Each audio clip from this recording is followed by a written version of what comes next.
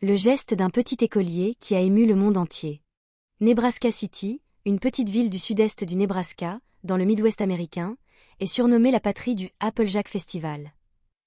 Chaque septembre, la ville est baignée des arômes de pommes.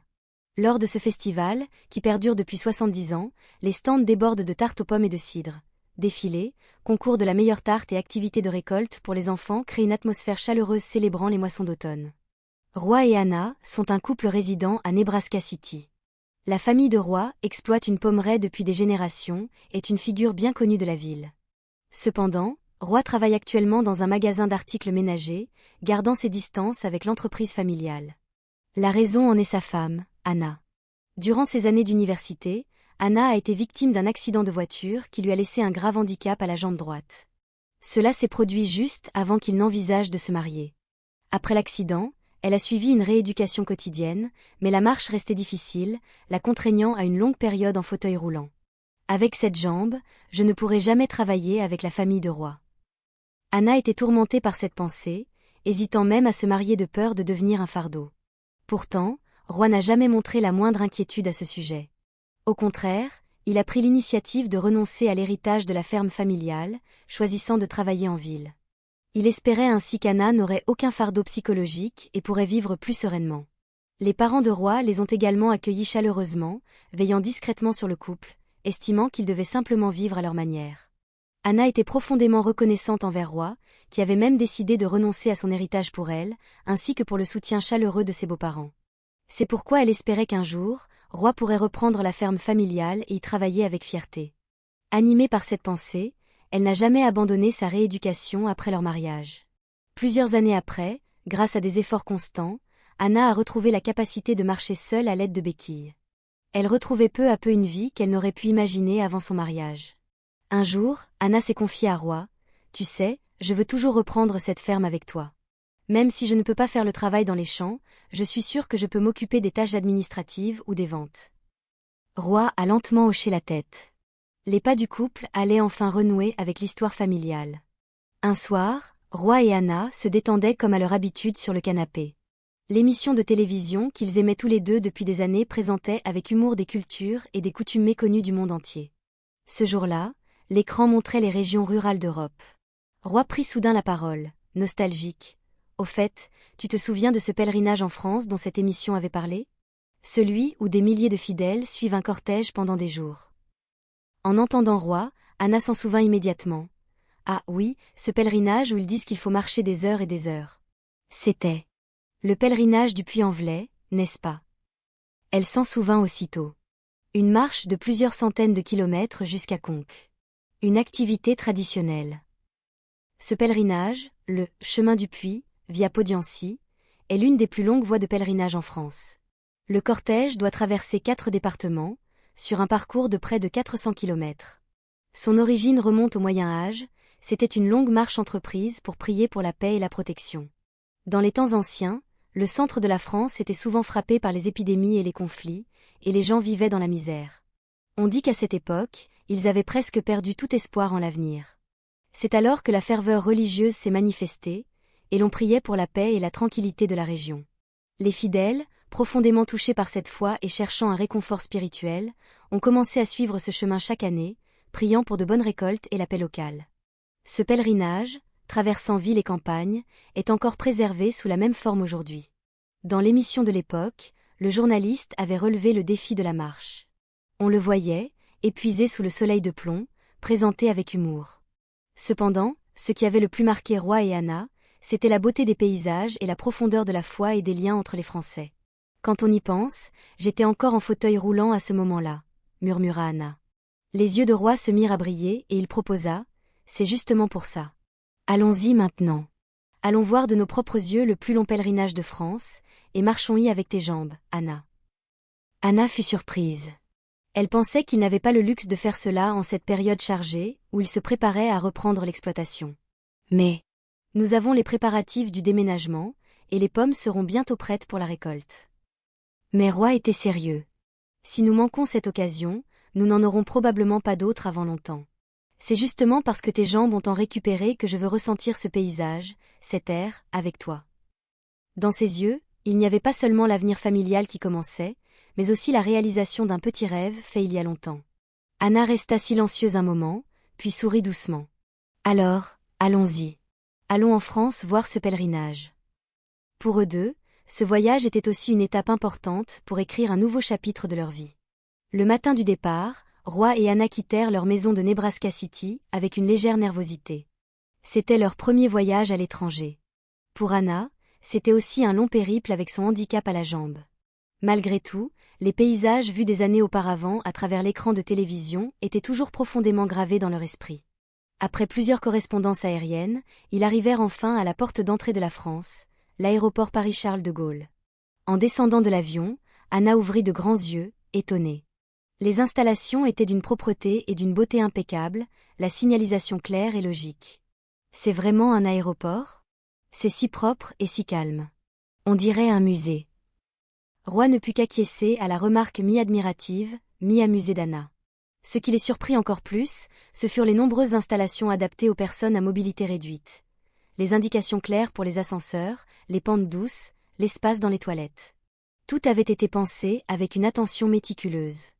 Ils prirent le RER puis le TGV jusqu'à la gare de Lyon à Paris, tout aussi impressionnés par la propreté des wagons et la fluidité de la montée et de la descente. À la gare de Lyon, ils prirent une correspondance TGV pour Lyon, puis un train régional, TER, vers leur destination, le Puy-en-Velay. C'est pendant ce trajet qu'il leur arriva quelque chose qu'ils n'oublieraient jamais. Alors qu'ils faisaient la queue à la billetterie TGV à Paris, Anna affichait une légère anxiété. Elle était nerveuse de ne pas parler français et s'inquiétait pour sa jambe. C'est alors qu'un agent de la SNCF s'approcha tranquillement d'elle. « Bonjour, puis-je vous aider ?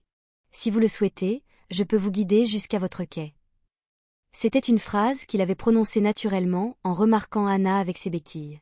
Il prit habilement la valise de Roy et le sac à dos d'Anna, se calant parfaitement sur leur rythme de marche pour les accompagner jusqu'à l'escalator. « Merci beaucoup.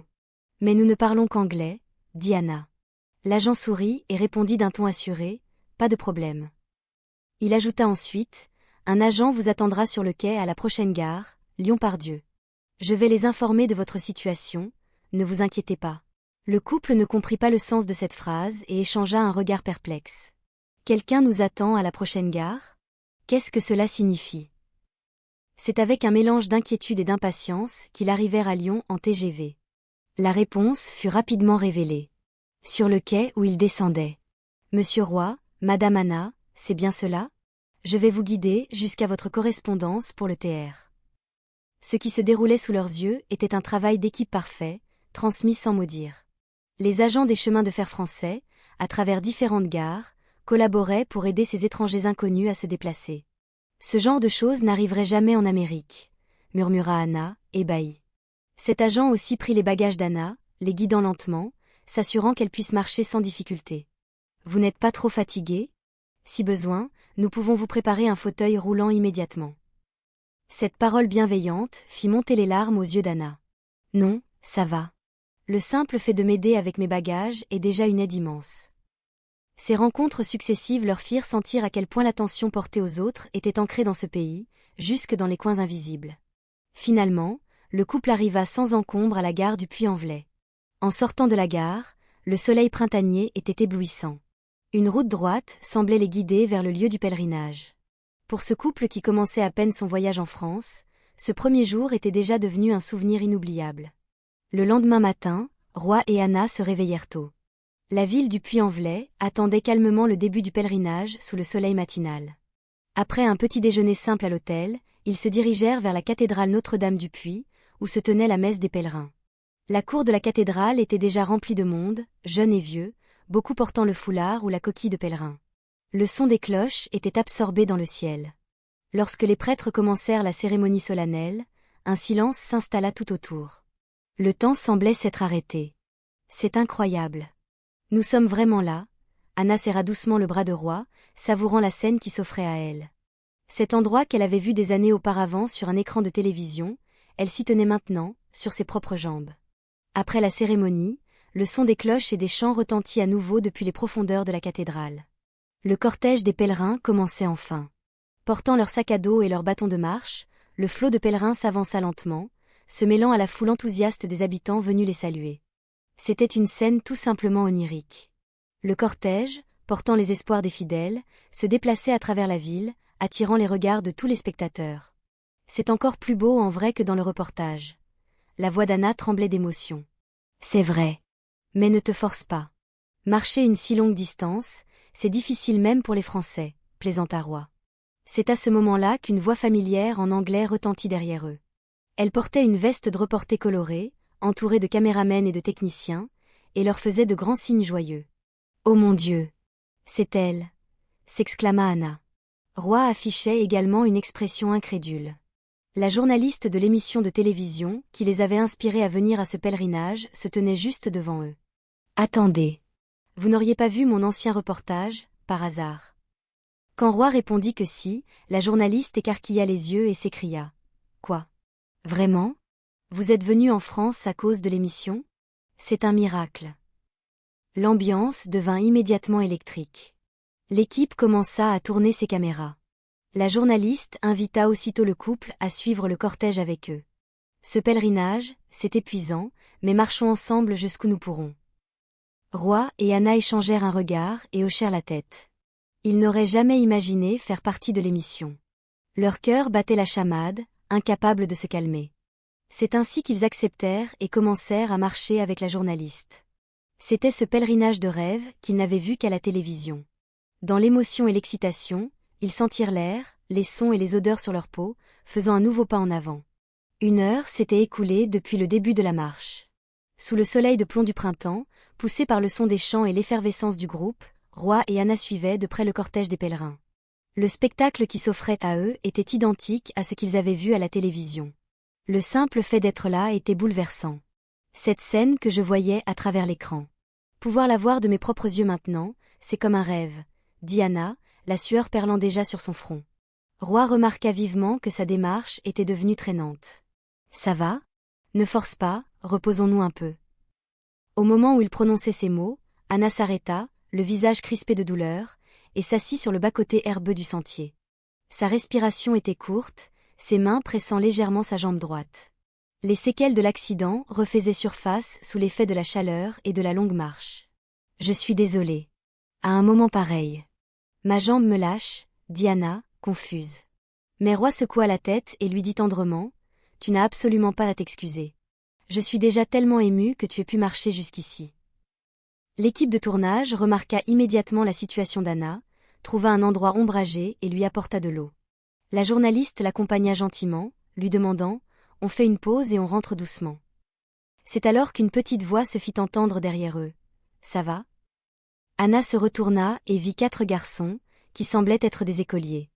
Ils portaient peut-être des foulards scouts ou des tenues de fête du village, et la regardaient fixement. Ils semblaient être des enfants participant à l'animation locale, leurs visages empreints d'inquiétude. Bien que la langue soit une barrière, leurs yeux exprimaient une évidente bienveillance. Anna ne put s'empêcher de sourire. Montrant ses béquilles, elle exprima par geste qu'elle avait mal à la jambe. Les enfants se regardèrent et chuchotèrent entre eux. L'un d'eux leva soudain la tête et dit d'une voix vive « Je vais chercher maman », et il partit en courant. Les 3 autres s'assirent doucement près d'Anna, lui disant gentiment « Ne t'inquiète pas ». Quelques minutes plus tard, le garçon revint avec sa mère. La mère s'adressa à Anna dans un anglais simple. « Vous allez bien? Votre jambe a l'air de vous faire souffrir. » Quand Roy expliqua la situation, la mère comprit immédiatement et dit « Notre maison est juste à côté. Il fait chaud et il n'y a pas d'ombre ici. Si ça ne vous dérange pas, voulez-vous venir vous reposer chez nous ?» Elle remarqua aussi l'équipe de tournage. « Vous êtes de la télévision? J'ai entendu dire que vous veniez filmer. Venez vous reposer aussi. » Anna fut un peu surprise, mais elle remercia du fond du cœur la prévenance de cette femme et accepta son invitation, demandant si le tournage pouvait continuer. La mère plaisanta, « Notre maison est si rustique, il n'y aura sûrement rien d'intéressant. » Mais elle rit, comme pour dire « S'il vous plaît, ne faites pas de manières », et ouvrit les bras. Avec Roy, elle aida Anna à se relever et les accueillit chaleureusement dans sa ferme traditionnelle en pierre. Quelques minutes plus tard, le groupe était rassemblé sous l'auvent de la maison. Anna était assise sur un coussin, et la mère lui appliquait doucement une serviette humide et fraîche sur la jambe. « Voulez-vous aller à l'hôpital? Je peux vous y conduire. » « Non, non, ça va. Un peu de froid et ça ira mieux. »« Merci infiniment, » répondit Anna, les larmes aux yeux. « Reposez-vous, je vous en prie, dit la mère. Elle apporta de la citronnade maison bien fraîche et des biscuits. Les enfants couraient dans et hors de la maison pour aider. Voyant cette scène, la journaliste demanda nonchalamment, « Ce sont tous vos enfants ?» La mère répondit en riant, « Oh non. Ce sont les enfants du voisinage. Des camarades de classe. Ici, nous sommes tous comme une grande famille. » En entendant cela, Roy fut stupéfait et profondément ému. Toute la communauté est comme une grande famille. C'est là que se manifeste la bienveillance des Français. La mère, bien qu'un peu gênée, sourit et répondit naturellement, « C'est la moindre des choses, non ?» Ce jour-là, Roy et Anna avaient rencontré un autre miracle, non seulement sur le chemin du pèlerinage, mais aussi dans le cœur des Français. Alors qu'Anna se reposait et retrouvait le sourire, le soleil commençait à décliner vers l'ouest. Roy, la journaliste et l'équipe de tournage passèrent un moment paisible avec elle sous l'auvent. C'est alors que la mère, d'un ton un peu excité, fit une suggestion. « Et, puisque vous êtes venus pour la fête en France, pourquoi ne pas essayer des vêtements traditionnels ? Ce soir, c'est la fête votive, il y aura un feu d'artifice. » Face à cette proposition soudaine, Anna et Roy échangèrent un regard.